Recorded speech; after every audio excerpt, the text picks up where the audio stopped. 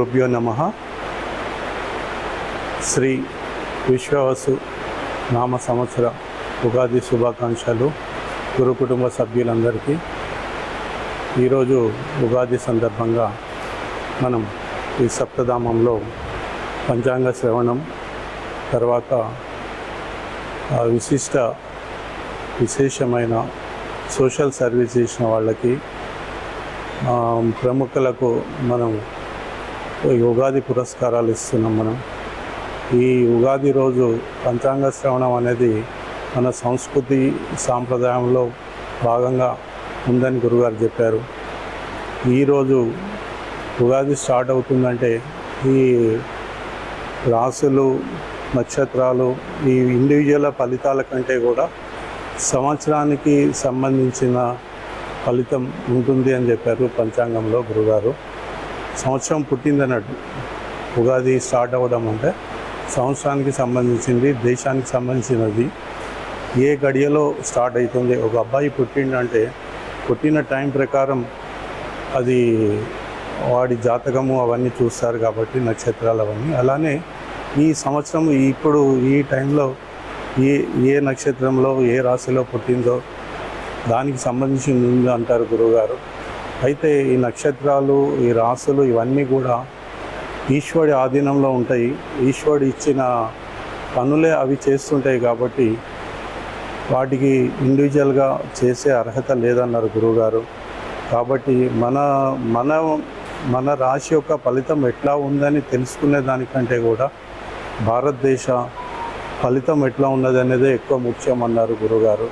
దీని గురించి చెప్తూ పంచాంగ శ్రవణం గురించి చెప్తూ, కాబట్టి మన రాశిలో మంచి ఉన్నా లేకున్నా కూడా ఏం చెప్తారు, మన రాశిలో మన జాతకంలో మంచి లేకుంటే మంచి పనులు చేయండి, ఇది మంచి చేస్తే మీకు మంచి జరుగుతుందని జ్యోతిష్యుడు చెప్తాడు కదా. అలాంటప్పుడు మనం తెలుసుకోవడం ఎందుకు, మన పంచాంగ శ్రవణంలో తెలుసుకోవడం ఎందుకు, మన రాశి ఎలా ఉందని తెలుసుకోవడం ఎందుకు?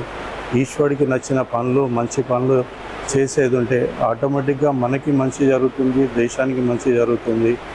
కాబట్టి ఈశ్వరుని ప్రార్థన చేయమన్నారు గురువుగారు. మన రాశులను నక్షత్రాలను ప్రేయర్ చేస్తే దాంట్లో ఏమి లాభం లేదన్నారు. రాహుకేతు జపం చేసుకుంటారని చెప్పారు అందరూ.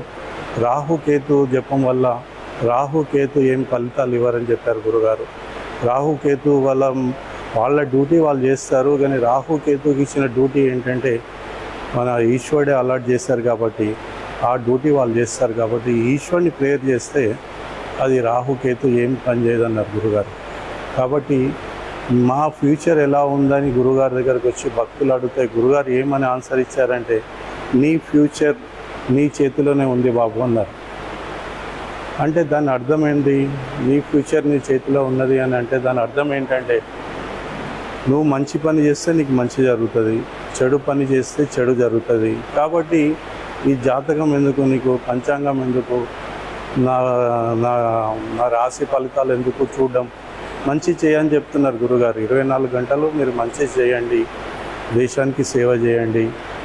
ఈశ్వరుడు మెచ్చే పనులు చేసేది ఉంటే భగవంతులు కూడా మెచ్చుకొని మీ కొరకే కాదు యావత్ జీవరాశులన్నిటి కూడా సుభిక్షంగా చూస్తాడు ఈశ్వరుడు అని చెప్పారు గురుగారు. కాబట్టి మనం చేయాల్సింది ఏంటంటే ఈరోజు ఉగాది ఈరోజు మనం సంకల్పం తీసుకోవాల్సింది ఏంటంటే మంచి పని చేద్దాము. ఈరోజు నుంచి ఆ మంచి పని చేసి ఆ మంచి పని వచ్చిన ఫలితాన్ని ఈశ్వరుడికి దారపోసాం. గురుగారు ఏం చెప్పారంటే నీ కర్మ ఎంత ఉంటుంది, నువ్వు ఎంత కర్మ చేస్తావు, నీ కర్మ ఈశ్వరుడు తీసేయాలంటే ఒక ఆవగింజంత పని అన్నారు గురుగారు. కాబట్టి మనం చేయాల్సింది ఏంటంటే కర్మను చేసి కర్మ ఫలితాన్ని త్యాగం చేయమన్నారు. ఆ కర్మ ఫలితాన్ని త్యాగం చేయడం వల్ల భారతదేశం సుభిక్షం ఉంటుంది.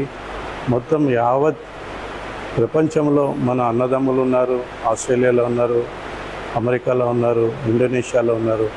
కాబట్టి వీళ్ళందరూ కూడా బాగుండాలని మనం ప్రేయర్ చేద్దాం.